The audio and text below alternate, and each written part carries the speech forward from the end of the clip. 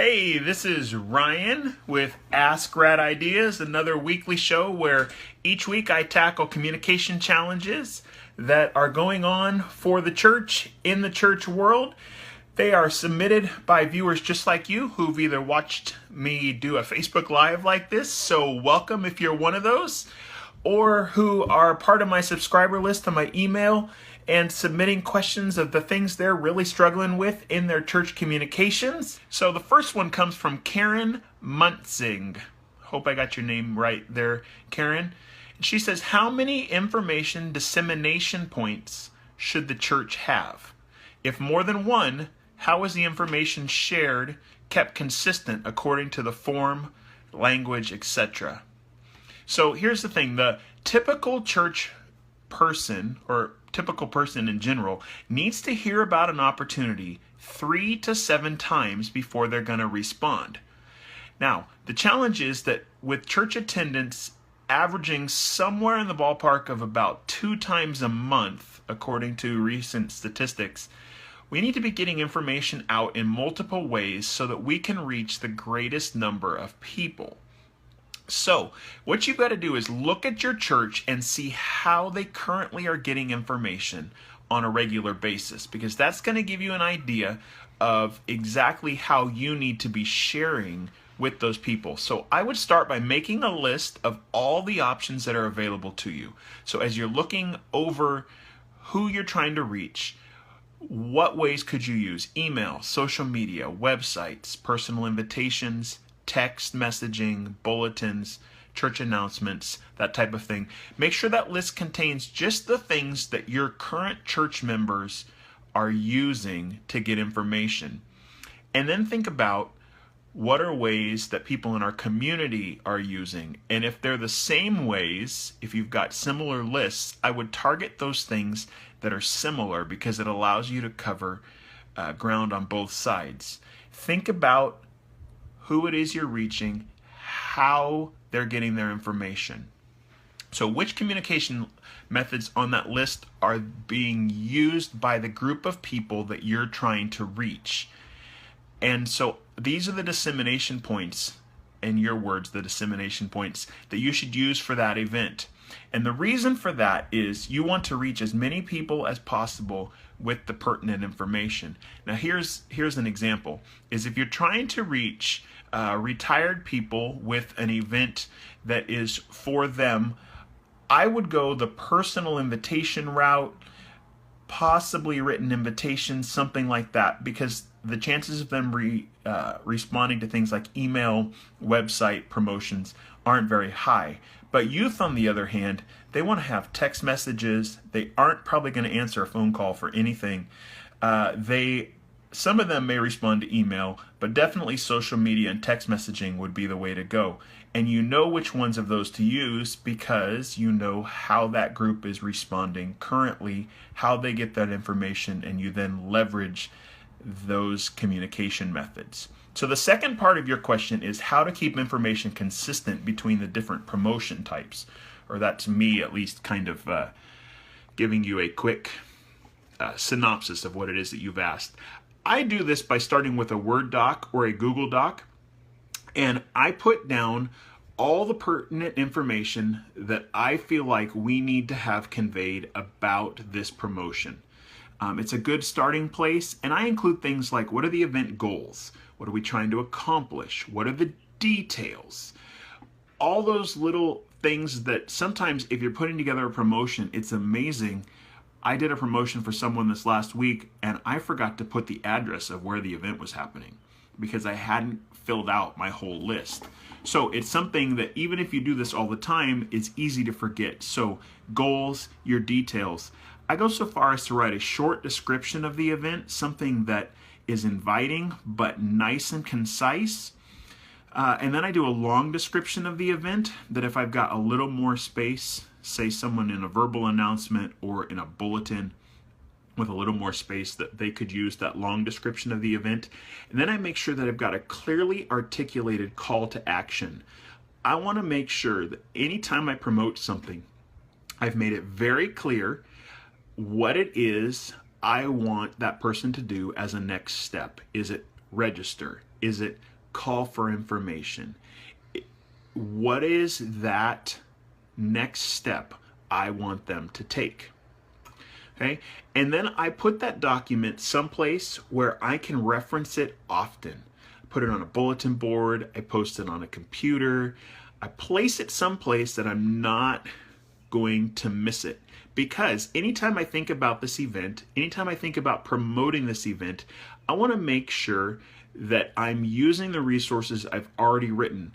There's nothing worse than starting over each and every time. It's a great way, if you've got it written down, to continue to reuse those pieces of information. You can add things, you can take things away, but it gives you a source where you can start from and know that it's a good reference point and you have all the information then in one place.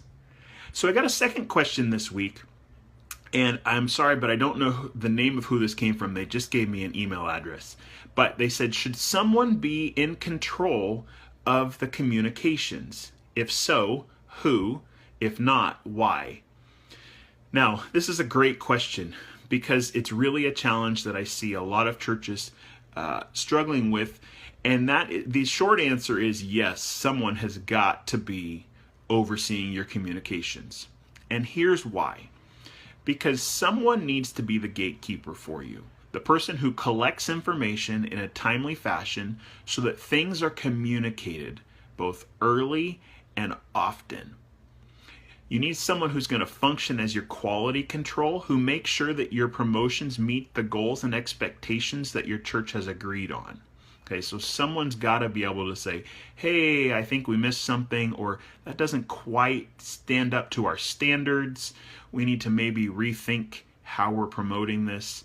You need someone who then can schedule your communications so your church doesn't get inundated. It's really easy, especially with the fall coming, for a church to have tons of things launching, and there's this tendency that everyone wants to promote their event at one time. And the problem there is that your listener ends up shutting down because they don't know what to listen to. There's so much information coming at them that it's really hard to stay on track. So if you've got someone who's helping you schedule, they can be thinking about, all right, the men's event is 4 weeks away, but the women's event is 3 weeks away. But small groups launches in 2 weeks. So we need to think about promoting this in an order rather than just throwing everything out at one time and hoping something sticks.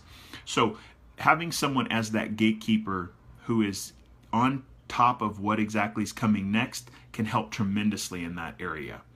Now, who that is on your staff can vary. And when possible, I would really encourage this to be a staff member. And the reason for that is that things happen in the church office, in meetings, in the hallways, where you overhear things and you go, hey, we haven't promoted that yet. We need to be talking about it. Or I think this group would really like to hear about this information and they don't know it's coming. So if it's someone on staff, they have the ability to be part of those conversations. I can't even begin to tell you how many times I have sat in a meeting and realized as the communications guy, I had no idea something was coming up that was only a couple weeks away because no one had brought me up to speed. And essentially, I kind of had a saying that if the communications guy didn't know it existed, it didn't exist, because that meant people didn't know what was happening. So just, if it could be a staff member, definitely would help you tremendously.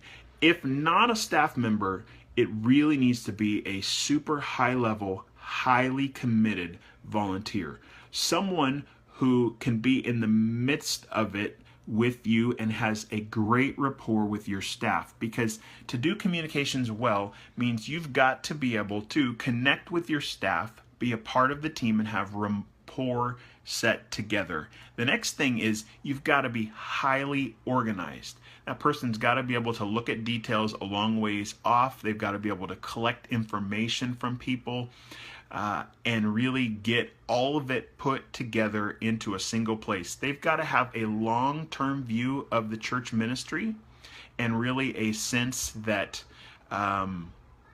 of what is going on in the continuum of the ministry, not just today, but be looking out a month, out 2 months, out 3 months, even 6 months into the future and going, okay, we know we're going to do these things, so let's start preparing now so we don't have that last minute complete overwhelming sense of things.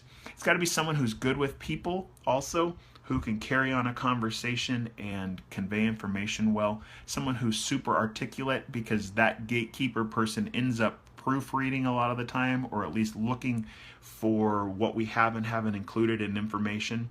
So they've got to have an eye for detail also. And if they're computer savvy, you are 100 times better. Because our communications are going so much digital, there is a sense that if you can't figure it out on the computer, it's just going to be a lot challenging going forward. And then the last thing is, if they can create or edit designs, you are golden. And that's because that person's got to be able to look at a promotion and say, this almost meets our expectations, but it's not quite there. Let me fix it for you, so that you know things meet your goals. All right, I hope that this has been helpful for you.